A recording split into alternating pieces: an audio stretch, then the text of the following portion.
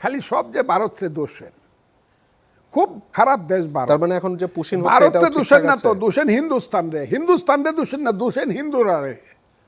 জিনিসটা হয়ে যেত সাম্প্রদায়িক। আপনার চিন্তায় তো এটা। আর সবচেয়ে বড় কথা হলো আমাদের সমস্ত নদীগুলোর প্রায় উৎসমুখ হলো ইন্ডিয়াতে। সারা পৃথিবীতে পানি নিয়ে যে ঝগড়াটা হইতেছে, এখানে আমাদের এখানে হওয়াটাই স্বাভাবিক। এবং ইন্দিরা গান্ধী বিশ্বযুদ্ধের রিস্ক নিছে আমার জন্য, তার জাতিকে নিশ্চিহ্ন করার রিস্ক নিয়ে নিছে আমাদের জন্য। কিছুই তো বন্ধ করেন নাই, তেল আনা বন্ধ, কিছুই তো বন্ধ করেন নাই, করে দেন। আমার কথা হইল শেখ হাসিনা খুব দোষ করছে, ভারতের শব্দে দিছে, কিছু লিস্ট দেখতে চাই, মানুষ দেখতে চায়। কিন্তু কিছু লিস্ট যে ভারত এই নিয়ে গেছে, হাসিনা থাকাকালীন 15 বছর এই নিয়ে গেছে, এই নিয়ে গেছে, এই নিয়ে গেছে, এটা মানুষ দেখতে চায়, আমিও দেখতে চাই। কিছু কিছু তো চুক্তি। আপনার সাথে আমার সম্পর্ক ভালো না, আপনাকে দিব না আমার কলের পানি খাওয়ার জন্য, কলটা আমার বাড়িতে দিব না। সারা জীবন কেউ কারো আপন থাকে না। আমরা আপনার দলের যখন সরকার গঠন করলো, মানে নানামুখী চাপে, এক তো দেশের চাপ আছে, মবের সমস্যা, আইন শৃঙ্খলা পরিস্থিতির সমস্যা ছিল, সাথে সাথে এসে একটা বৈশ্বিক সমস্যায় পড়লো, ইরান যুক্তরাষ্ট্র যুদ্ধ। এর বাইরে আমরা দেখলাম যে হঠাৎ করেই প্রচুর পরিমাণে পুশিনের চেষ্টা করছে ভারত, আজকেও ইনফ্যাক্ট হয়েছে। তো যেই দেশ ধরেন বাংলাদেশের মুক্তিযুদ্ধে সহযোগিতা করেছে, বিভিন্ন সময় পরীক্ষিত বন্ধু হবার দাবি করেছে, সেই দেশের এমন আচরণকে আপনি কিভাবে দেখেন? আমি আপনাকে একটা কথা বলি, মুক্তিযুদ্ধের সময় আপনি বলতেছেন ভারত আমাদের পক্ষে ছিল, সহযোগিতা করেছে বিভিন্নভাবে, সহযোগিতা করছে। আমি বলছি না, মানে মানুষজন বলে। আর কারা কারা সহযোগিতা করছে বড় দেশ হিসাবে? সোভিয়েত ইউনিয়ন, এটা তো একটা অ্যাক্সেস, এটা এক পক্ষ। এই লাইন টোটাল পৃথিবীর সমাজতান্ত্রিক লাইন সোভিয়েত ইউনিয়নের নেতৃত্বে। আর ভারত তার আঞ্চলিক কারণে বাংলাদেশকে সাহায্য করছে বললে কম বলা হবে। অস্ত্র দিছে কে? খাবার দিছে কে? 1 কোটি মানুষকে রিলিফ দিছে কে?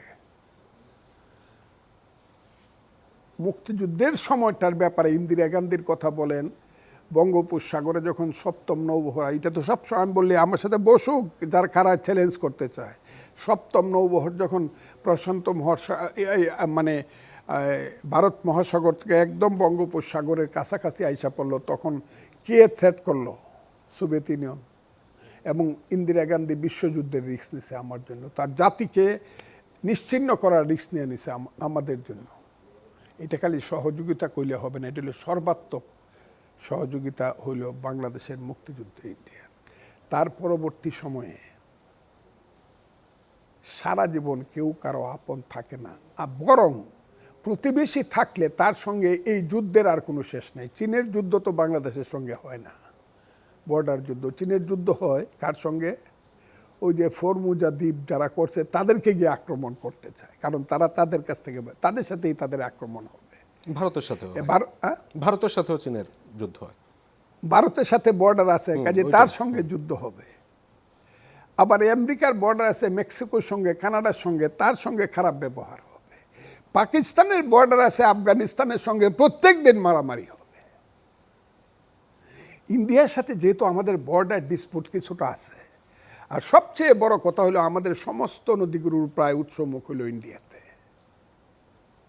সারা পৃথিবীতে পানি নিয়ে যে ঝগড়াটা হইতেছে, এখানে আমাদের এখানে হওয়াটাই স্বাভাবিক। কিন্তু ইন্ডিয়া ইচ্ছা করলে আমাদেরকে অনেকটা সহযোগিতা করে বাঁচায় রাখতে পারতো পানির ক্ষেত্রে। একদিকে বরাক, আরেকদিকে ব্রহ্মপুত্র, আরেকদিকে যমুনা, আরেকদিকে তিস্তা, আরেকদিকে গঙ্গা, সব মিলে, কারণ আমাদের প্রত্যেকটা বাঁচায় রাখতে পারে।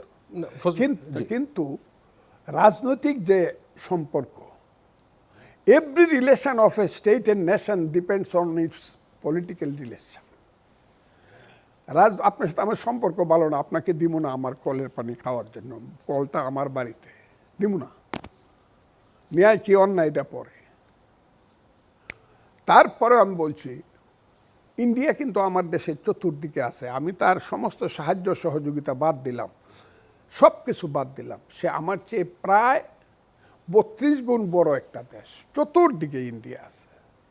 আপনি যদি রাত্রে শান্তি মতো থাকতে হয়, আপনারও একটা চেষ্টা করা উচিত ইন্ডিয়ার সঙ্গে আমাদের বন্ধুত্বপূর্ণ সম্পর্ক। আমি বলছি না যে মালিক আর দাস। বাংলাদেশ তো চেষ্টা করে যাচ্ছে, হ্যাঁ, এখন বাংলাদেশ চেষ্টা ভারত কি করতেছে। চেষ্টা করছে নাকি আপনার কি মনে হয়? ভারতেরও চেষ্টা করা উচিত একসাথে থাকার জন্য। এটা ভারতের ক্যান্সারটা যত ছোটই হোক, একবার যদি লাঙ্গের মধ্যে উচিত তো ক্যান্সার ফজলু ভাই অনেক কিছুই, মানে আমার কাছে মনে হচ্ছে গেল 2 বছরের সম্পর্ক আরো খারাপ হলো। কোনটা? ভারত বাংলাদেশ সম্পর্ক।